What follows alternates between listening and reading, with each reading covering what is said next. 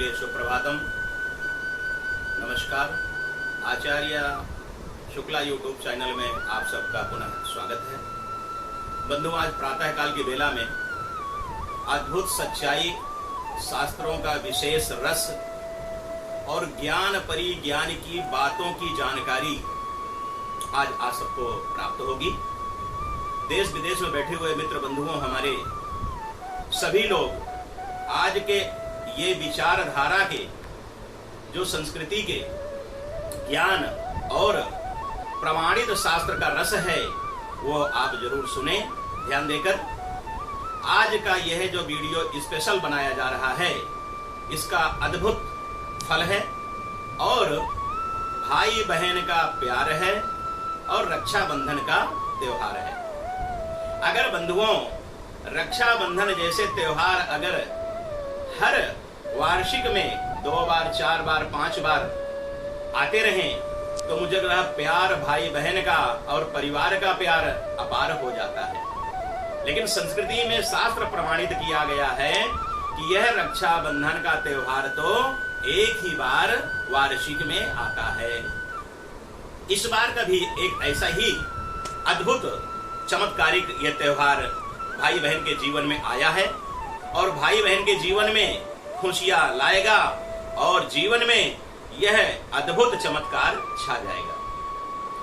बंधुओं, भाई बहन का यह त्योहार इस संवत्सर में, जो श्री आनंद नाम संवत्सर है और श्रावण शुक्ल पक्ष पौर्णिमा तिथि दिन सोमवार है।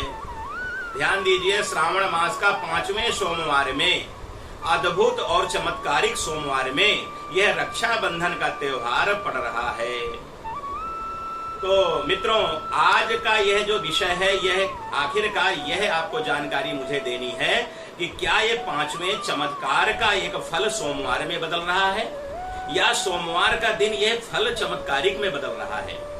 बंधुओं, यह रक्षाबंधन का त्योहार दिनांक 03/08/2020 दिन सोमवार को यह त्योहार अद्भुत आ रहा है और इस चमत्कारिक अद्भुत शक्तिशाली त्योहार में भाई बहन के प्यार को ज्यादा से ज्यादा आगे बढ़ाएगा और अंदर की जो भी बुराइयां हैं उन्हें दूर हटाएगा।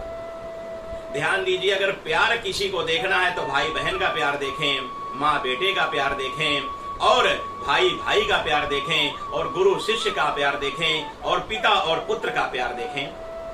ध्यान दीजिए, प्यार की परिभाषा कई प्रकार की, अनन्य प्रकार की हो सकती है, लेकिन प्यार तो सच में अगर कहा जाए तो जो निस्वार्थ और किसी भी प्रकार का कोई मापदंड ना हो, ऐसा प्यार तो जीवन में, सबके जीवन में आए और आनंद ही आनंद छा जाए।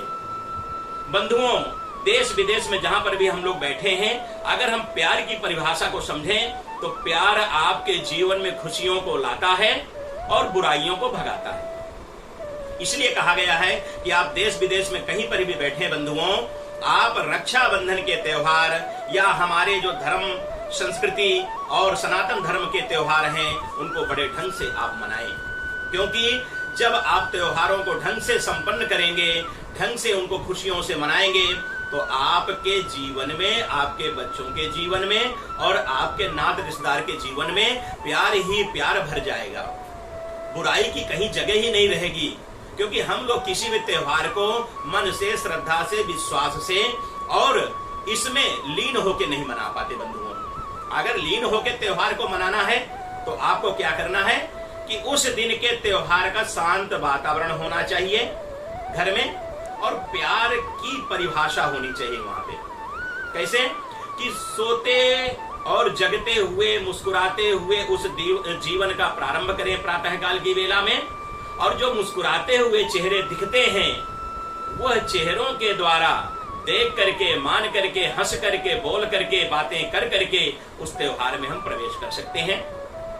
बंधुओं, यह त्योहार किसी ने अपने इस शंका के समाधान में भेजा है कि क्या यह रक्षाबंधन के त्योहार कितने समय से शुभकारी होगा और कितने बजे से भद्रा की समाप्ति हो जाएगी। देखिए, ध्यान दीजिए, भद्रा एक भद्र ग्रह है जो बहुत ही घातक है बहुत ही नुकसानदायक है, बहुत हानिकारक है।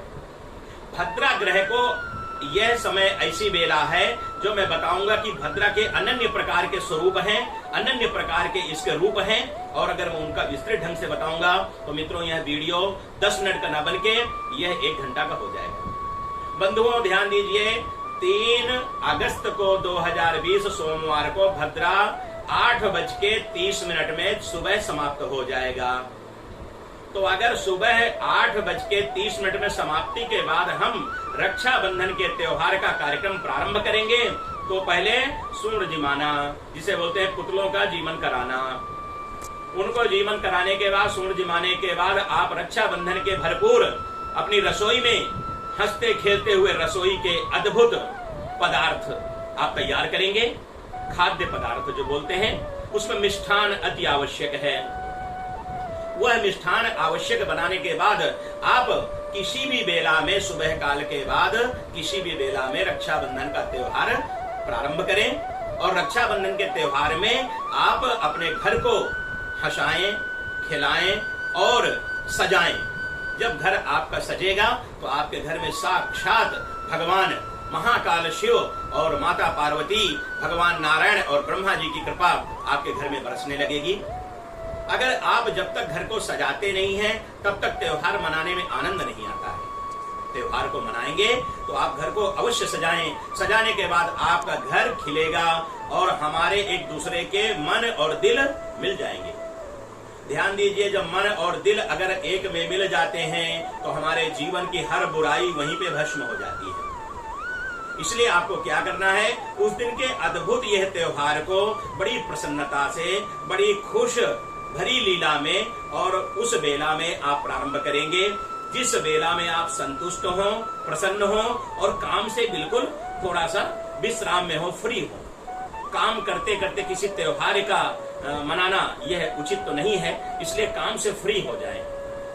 कम से कम किसी दिन तो हम समय लगा पाए जो हम त्योहारों को बड़े ढंग से शांति पूर्वक और निश्चिंत पूर्वक उस त्योहार को मनाएं। ध्यान दीजिए, क्योंकि उस दिन पूर्णिमा की तिथि है, तो भगवान शिव का सोमवार और पूर्णिमा की तिथि भगवान नारायण का दिन, यह संयुक्त हो रहा है। यह भी कई वर्षों के बाद चमत्कारिक दिन आ रहा है, क्योंकि भगवान नारायण जहाँ पे हैं, भगवान शिव जहाँ पे हैं, आपके जीवन में किसी प्रकार के कोई संकट नहीं आएंगे। संकट क्यों आएंगे?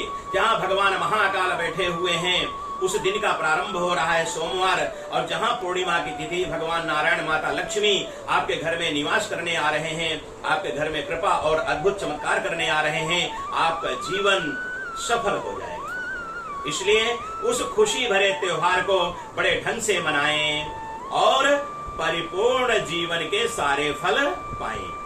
क्योंकि जब आप इन त्योहारों की विशेष मान्यता को ज्यादा से ज्यादा शेयर करेंगे, ज्यादा से ज्यादा सब्सक्राइब करेंगे, ज्यादा से ज्यादा मित्र यारों में सब में आप इसको बांटेंगे, कोशिश करें इसको ज्यादा से ज्यादा आप लाइक भी करें।